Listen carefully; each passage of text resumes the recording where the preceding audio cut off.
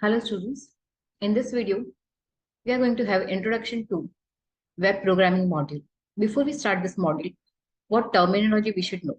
So let's begin with, here in the first slide, you can see is written http www.microsoft.com. Now here you have to understand HTTP basically a stateless protocol, hypertext transmission protocol, which is implemented or used by the browser so that they can communicate easily with the server. 3 time W, that is World Wide Web. There's a consortium which govern or set a rule when you design a website, what points you have to follow. In a technical term, when I hear say www 3 time, that is nothing but a directory in which you will keep your web pages.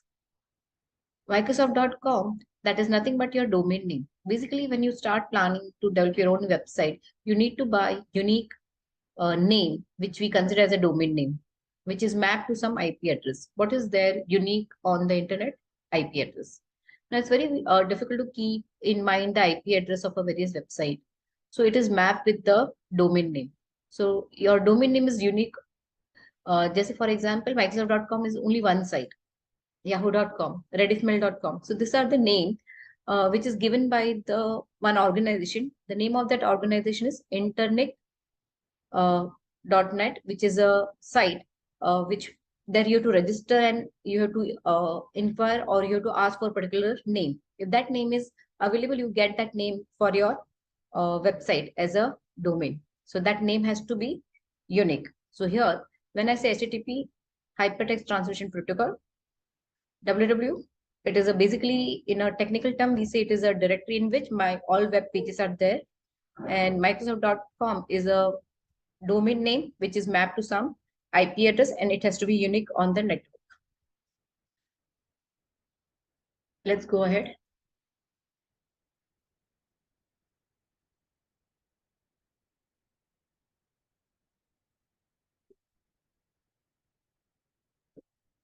Then the next, before we begin, just theoretical concept or how it has started the internet. Basically, it began in 1969 as an experimental four-computer network called ARPANET, which was designed by the US Department of Defense for their own purpose because they were located at extreme places and how to communicate. So for their own internal communication, they have developed a website through which they used to communicate. Approximately 2 years, ARPANET grew to about 24 sites, and by 1981 consisted of more than 200 sites. Basically, they officially means they realize the importance of internet and it will be flourish if it is used along with the or used for the purpose of the business. So in 1990, ARPANET was officially disbanded and network which was consisted of hundreds of sites came to known as internet. So here, commercial organization recognized the importance of network. Rapid growth of internet was due to network giant like British Telecom, Hyundai, AT&T, and others setting up fast and reliable network that encircle the globe. So to maintain the network, these are the people they have contributed. They are maintaining, they are expanding existing network. The goal of the network giant were to set up and maintain, monitor, and expand existing network. And hence, a second layer about is internet service provider. Nowadays, it is very common. Every person has a mobile and they are using some or other internet service. So you have a Reliance Jio, Roltanet, and there are many like Airtel, Vodafone. They all are providing internet facility. So in an internet service provider, that is ISP's gateways generally consist of server with a permanent connection to the internet. So basically we buy some services. So we first connect to the server of, if I'm using Reliance Jio, I'm connected to server to Reliance Jio. And that service connected to internet permanently, right? So it is like a gateway through which I access various other server. The server's connection to internet is called its internet pipeline. Special hardware is used as a pipeline to connect as an internet service provider server to the internet. So basically we call this as a gateway. So it can be Reliance Jio gateway or a Vodafone. Gateway is nothing but through which you connect to remaining server. So you generally first connect with that Reliance server, and then Reliance server is next further connected with various other server, and you access the net. So here you can visualize something like this, where entire backbone of network is there, and the company like Hyundai, British Telecom, AT&T, they are managing, expanding this entire network. And we are like client A and B. They may approach internet service provider, which has a complete or a direct bandwidth connected with this giant or a network backbone. Even nowadays, the IT company have a facility. We use Geo Fiber, right? So where the speed is little faster and you are continuously connected with the net. Here we have to understand internet consists of two type of computer, server and client. So computer which offer information to be read are called server. For example, if I go to vidyanidhi.com, so of course that is a server which giving information about Vidyanidhi Infotech company. If I go to say Times of India, so they have their own server from where I'm reading some data. So I am the client, or in a say a browser is the client. So computer which offer information to be read are called server, and computer that read the information offered are called client. Now, can I make any PC as a server? Yes, provided you install some server software. So here, server runs special type of software that is we call as a web server software. It can be either a Apache server, Tomcat server, Internet Information Server, that is Microsoft product. You can have Microsoft Personal Web Server. So basically, some software you install on the PC, which provide service to other people who make a request to this server. Okay. So job of server is to give a reply to the client. When I say client, in a simple term, client is nothing but your browser, because in browser in URL is nothing but your uniform resources locator where you type no yahoo.com. So browser is the client. So it allows them to locate the appropriate server, query the server for the information to be read. Now we should also know certain terminology like TCP/IP, that is only protocol used to send data all around the internet. So TCP/IP is a really two individual section. That is a transmission control protocol, that is a communication protocol, and IP is a unique address. Every PC has unique IP address. Every machine connected to the internet must have address by which it can be located or searched on the internet. This is called IP address of a machine. For internet to function smoothly, no two machine can have a same IP address. Internet is a worldwide network, that is network of network, and as it grew over the year, it become increasingly important to have a governing body which allocate unique IP address to organize link to the internet.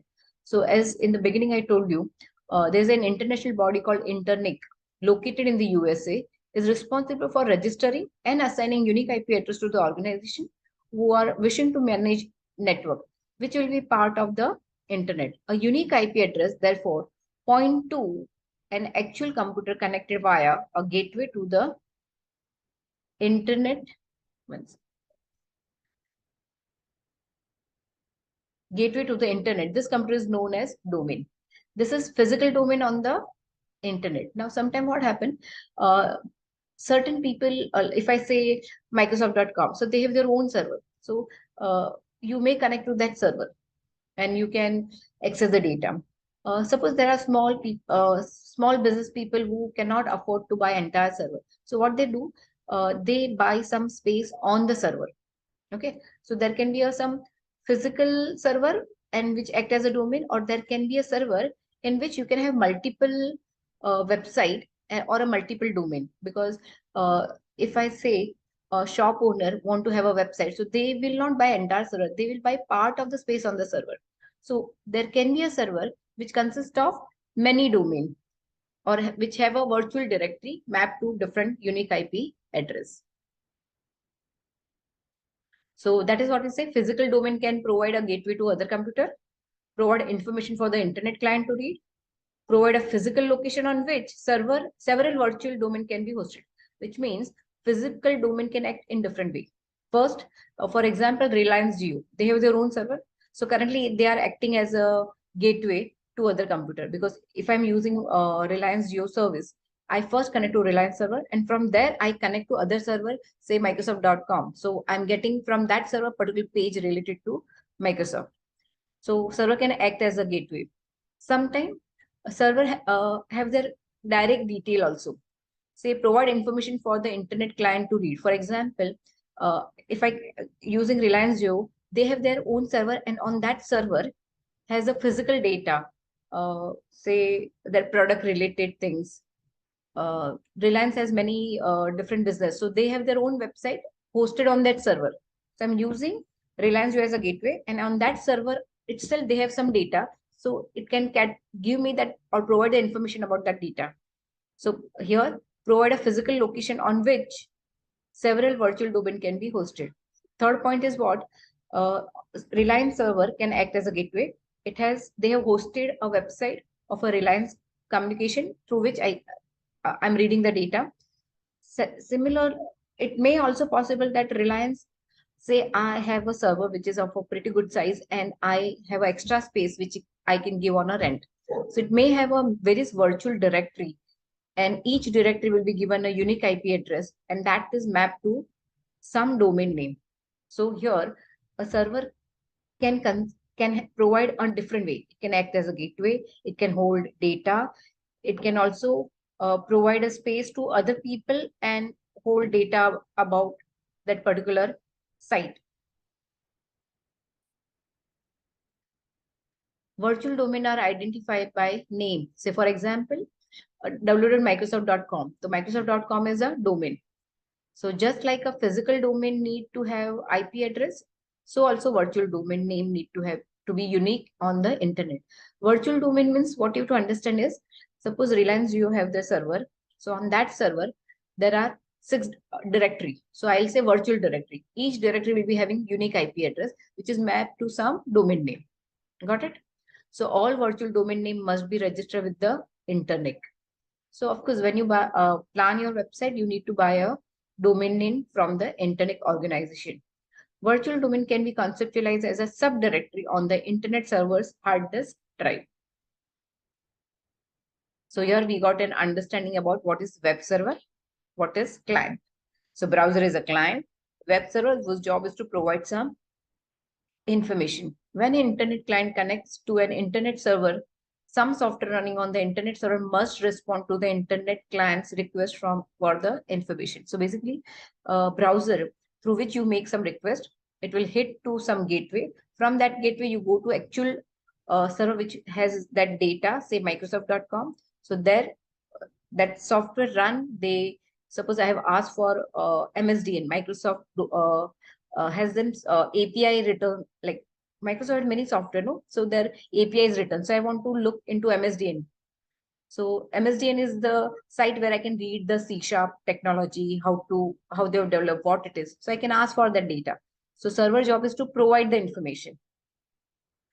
The subdirectory on the internet server is www.root. www.root is a public folder where all your websites are there. Why we call it a public folder? Because we write to yahoo.com. So some page comes up. The first page comes up is always index.html. It can be HTML, PHP, JSP, ASP.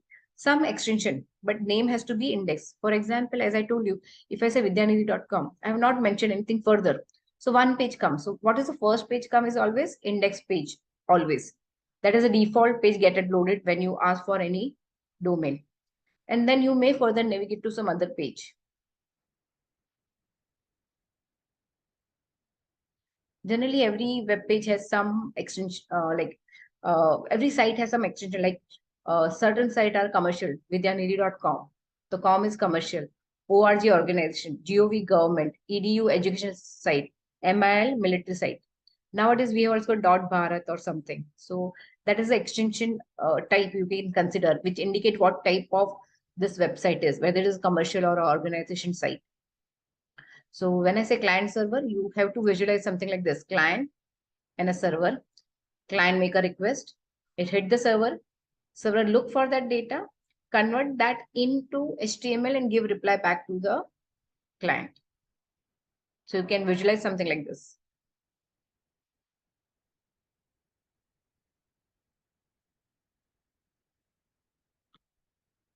Now, when you develop any website, what point you have to keep in mind is you have to keep in mind about interoperability. That is, web languages and protocol must be compatible with one another, independent of hardware and software. Right? Nowadays, we communicate, like when I do online shopping, I communicate with Axis Bank. I'm dealing with the Amazon website. At the same time, dealing with the ICICI Bank. Evaluation, the web must be able to accommodate future technologies, encourage simplicity, modularity, and expand extensibility. In future, nowadays we host our website on a cloud because they have provided a facility. If in 1 minute suddenly my request goes above 1 lakh, then cloud, they have given a feature that they will automatically expand the infrastructure. So you don't have to worry about expanding as per the uh, more requirement by your client, or per minute suddenly my requirements hit in 1 second. If I'm getting 1 lakh hit to my website, if I'm hosting everything manually, I need to provide sufficient resources, otherwise my server will crash. So nowadays we host on a cloud. So basically, when we plan anything, we ensure that it should have a extensibility, decentralization. This facilitates scalability and robustness. In cloud, no, one more advantage is they host your website on two servers, so that if something goes wrong, the another server is definitely up and running. So your business will never get affected due to your web. Even if your website is not working, if it in one server it's not working, it is automatically up on another server. So that is what it is talking about, decentralization.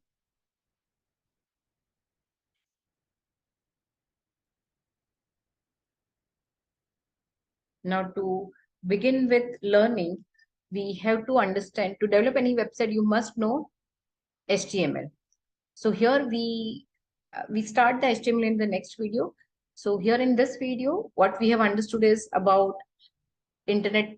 When we develop a website, what point I have to keep in mind? We have understood client server architecture.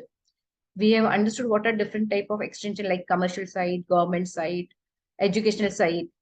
We got a concept of what is client, what is server, what is the first page get loaded into the PC when you make a first request. So it is always index.